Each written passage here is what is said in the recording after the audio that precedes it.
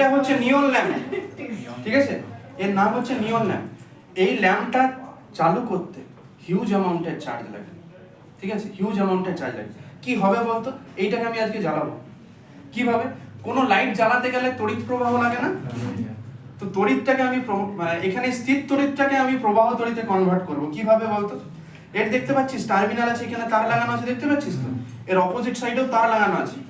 আমি কি করব, এখান থেকে স্ট্যাটিক চার্জটা বেরোবে, সেই স্ট্যাটিক চার্জটা এর ভেতরে ঢুকবে, দিয়ে একটা সাইডকে আমি চার্জ করে রাখবো, একটা সাইডকে আমি কি করব, ধরে রাখবো।